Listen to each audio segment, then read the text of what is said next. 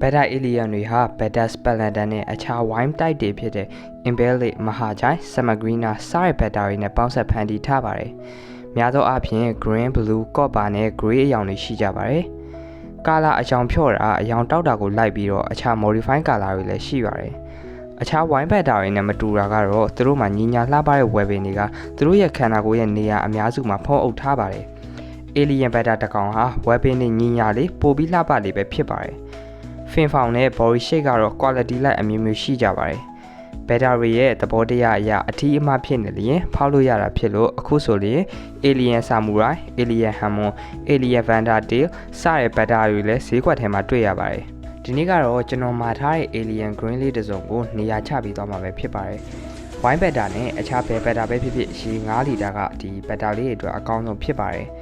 Wine လေးဖြစ်တဲ့အတွက်သူတို့ကပုံးခိုရတာကြိုက်တယ်။အဲဒီအတွက်ကျွန်တော်ဒီလိုမျိုးတစ်ကိုင်းကြောက်လေးနဲ့သူတို့အတွက်ပုံးခိုစရာလေးတွေဖန်တီးပေးပါတယ်။ Black Water ကတော့ Wine type ဆိုတဲ့အတိုင်းပဲတာမန် domestic တွေထက်နည်းနည်းများတော့သုံးပေးရတယ်။အဲ့ဒါမှသူတို့ရဲ့ color တွေကပိုပြီးတော့လည်းတောက်မှာပဲဖြစ်ပါတယ်။ Wine Beta တွေကအခြား domestic Beta လို့ကျွန်တော်ကန်ထဲဆဆရောက်လာချင်းမှာသူတို့က stable မဖြစ်သေးဘူး။သူတို့မှာဒီပတ်ဝန်းကျင်နဲ့အသားကျဖို့အချိန်တွေအများကြီးယူရတယ်။အဲဒီအတွက်ကြောင့်ငါးလေးကဆဆလာရင်1ရက်2ရက်မှာတော့အယောင်တွေမတောက်တာတွေအမီးတွေကုန်နေတာတွေဖြစ်နေတတ်ပါတယ်။သို့ပေမဲ့2ရက်3ရက်ကြာသွားမယ်ငါးလေးရဲ့ stable ဖြစ်လာမယ်ဆိုရင်တော့သူ့ရဲ့ color လေးတွေကပြန်ပြီးတော့တောက်လာမှာပဲဖြစ်ပါတယ်။ဒါကတော့ကျွန်တော်ဆဆရောက်ချင်းပုံပဲဖြစ်ပါတယ်။အနေထားကတော့အရန်တော့မဖလဲသေးပါဘူးဗျ။လက်ရှိအနေထားကတော့ကျွန်တော်မွေးတာတပတ်ပြည့်သွားပါပြီ။ငါးလေးကတာမန်ထက်လည်းပို့ပြီးတော့ဖလဲတယ်။ပို့ပြီးတော့လည်း active ဖြစ်တာကိုတွေ့မြင်ရမှာပဲဖြစ်ပါတယ်။ Beta နဲ့ပတ်သက်တဲ့ကန်အသေးလေးတွေ drill တွေနဲ့အလှဆင်ကြောက်တွေကိုကျွန်တော်ဆိုင်မှာလာရောက်ရွေးချယ်ဝယ်ယူနိုင်ပါတယ်။ကြည့်ရှုပေးကြတဲ့တယောက်ချင်းစီတိုင်းကိုကျေးဇူးအထူးတင်ရှိပါတယ်။နောက်ဗီဒီယိုမှာပြန်တွေ့ကြမယ်။